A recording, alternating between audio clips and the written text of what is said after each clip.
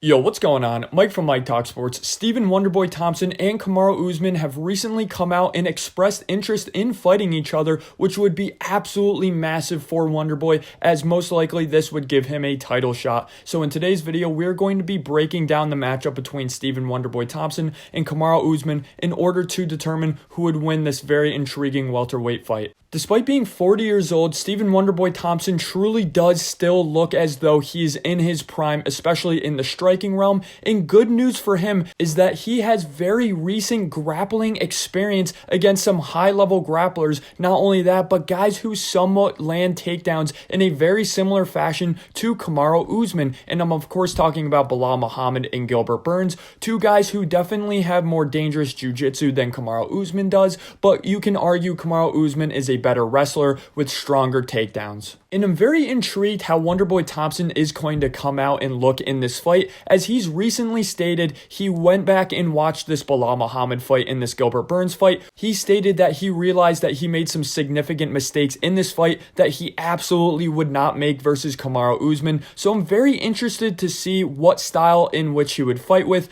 In my opinion, he would fight somewhat similarly to how Sean O'Malley fought, really circling the cage, using his elite movement skills in order to have Kamaru Usman overextend, and from that overextension, Wonderboy Thompson will capitalize on punches. Whereas for Kamaru Usman, he's 36 years old, so he's 4 years younger than Wonderboy, but in my opinion, it's pretty undeniable that at this point in his career, he's clearly past his prime. Now, I still think he's an elite fighter, and Kamaru Usman nowadays would give a prime Kamaru Usman a lot of trouble. It's not like he's that far off from what he was in his prime, but to me, the two major differences between a prime Kamaru Usman and Kamaru Usman now is really the body health and the overall leg health and durability of his lower half, which really has lacked explosiveness in his takedowns in his last fight against Leon Edwards. That really is the noticeable difference. It's the amount of power he generates from his lower half on his takedowns, which in my opinion is one of the main reasons why in which he wasn't nearly as successful in that third trilogy against Leon Edwards as he was in the first or second fight. One of the first things and tendencies you'll notice about Stephen Wonderboy Thompson when he fights fighters such as Tyron Woodley in both of their fights, Belal Muhammad and Gilbert Burns, once the fight hits the ground, he very obviously sacrifices certain positions in order to not get submitted. And what I mean by this, he absolutely eats an absorbent amount of ground and pound in order to not give up a certain position for a submission. He's constantly paranoid at giving up a position that would get him submitted. Instead, he's very content with eating an insane amount of ground and pound shots, and he really does have very good durability. And something that's very underrated about Wonderboy Thompson's game is the fact that he's so good at recovering between rounds. He really is a very durable fighter in there that can eat an insane amount of ground and pound, come out the next round and look absolutely fresh. And the thing is, that's not something he has to worry about against Kamaru Usman. His main focus once the fight hits the ground is not eating ground and pound shots rather than getting submitted. So this should be a significant advantage for Wonderboy, and we should see his ability to get back to his feet be slightly better against Usman than the past couple of grapplers he faced, in my opinion, because of that lack of submission ability from Kamaru Usman. So Wonderboy Thompson will be content with giving up his back and trying to get up to his feet from his back. Wonderboy certainly really struggles against grapplers though. His striking really does not look good against grapplers. He constantly is getting taken down from his kicks. He somewhat telegraphs his kicks against grapplers as he's very afraid of the takedown, and this really causes him to get dumped on his ass consistently from throwing kicks. He did this multiple times across two fights against Tyron Woodley, and every single time Tyron Woodley would capitalize and he would take him down from that sloppy kick. Something else that drives me nuts about Wonderboy, he does this in every single fight. He even did it a couple times against Kevin Holland. Kevin Holland, of course, did not capitalize on this, but Thompson really does love throwing kicks, especially spinning kicks from boxing range, and if he does this versus Usman, Usman absolutely will take him down. Something that's also a big red flag for Wonderboy going into this fight, he's really bad in the clinch. Not only is he bad at getting stuck in the clinch, he's just bad at avoiding clinch situations and grappling situations all in all, which is why at the beginning of the fight, I said I think he realizes that he straight straight up is not good at avoiding the clinch, and he's not good at avoiding contact in the cage, whereas a guy like Sean O'Malley and his whole mindset is, I'm not even going to get touched in there. I'm not even going to let the guy get his hands on me. I'm going to circle the cage, use my really nice movement, teeps to the body, side kicks to the body.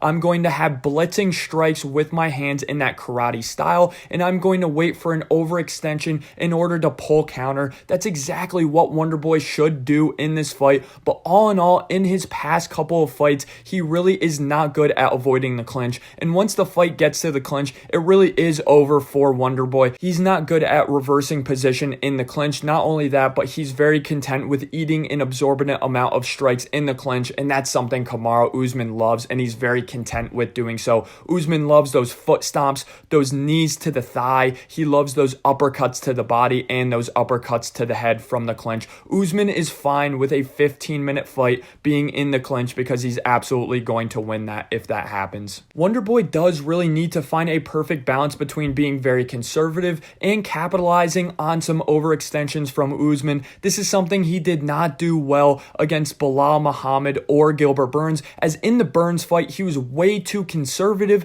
and then in the Bilal Muhammad fight, it seems as though he was a bit too aggressive. So he's still at this point in his career trying to find that perfect balance. In order for Wonderboy to win, again, I do want to see him implement that O'Malley style of fighting. Not only that, I would love to see some teeps to the body, the side kicks to the body. Something else I need to see him implement in order to win this fight, something that he really does not do a lot, is the oblique kicks and overall just attacking the legs and knees of Kamaru Usman. Wonderboy Thompson, contrary to popular belief, really does not attack the legs of his opponents. That's something with Kamaru Usman's very frail legs and frail knees he absolutely needs to capitalize on. Usman, of course, has that very high elbow guard, which really leaves him susceptible to body strikes. Not only that, but it does somewhat leave him susceptible to hooks around his guard. So that's something that Wonderboy doesn't do that much, but it's something that he really does need to capitalize on this fight. Again, attack that body, attack those knees, and hooks around Kamaru Usman's high guard. Whereas for Kamaru Usman, the game plan is very simple, and I'm going to spend significantly less time talking about the game plan of Kamaru Usman because it's very simple. He doesn't even have to strike in this fight. He doesn't have to establish his jab. He doesn't have to do anything in the striking department, as he really didn't do much against Leon Edwards in that second fight. And in the third fight, he tried to do more, but he really was not successful. The more Usman strikes against Wonderboy Thompson, the more and more Wonderboy will counter him, and Usman absolutely knows this. He's honestly at a speed disadvantage on the feet, and he's obviously at a technical disadvantage on the feet. So he's going to start off very patient in this fight. He's honestly going to be content with getting backed up a little bit in this fight.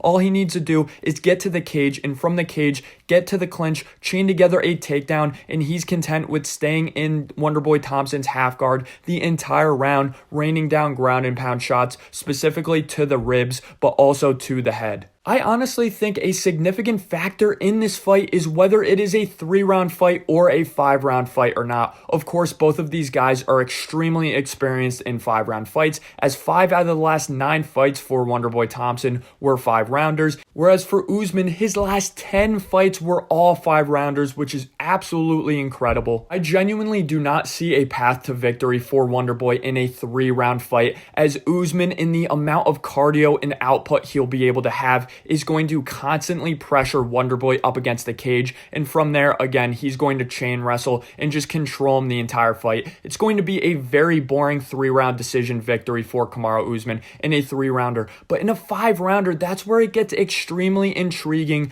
Of course, I know Kamaru Usman is a cardio animal, and it seems somewhat counterintuitive to think the cardio animal will be at a disadvantage in a 5-round fight. I just think the lack of pace he will fight with in a 5-round fight will create significantly more openings on the feet for Wonderboy Thompson. So I do think Wonderboy can potentially win a 5-rounder, but my official prediction for a 3-rounder is 30-27 to Usman. Again, Wonderboy Thompson and his counter grappling simply is not good enough to deter Kamaru Usman to put on a relentless pace over 3 rounds. Over 5 rounds, I actually like Wonderboy Thompson to win 2 of these rounds. I think for at least 2 rounds, he's going to be able to keep it on the feet, and from there, he's absolutely absolutely going to pick Usman apart. I just don't see enough amount of power to get Usman out of there in a 5-round fight from Wonderboy. He's absolutely going to have to catch him with a similar shot to what Leon Edwards caught him with, but even then, I think Leon Edwards has more power in his kicks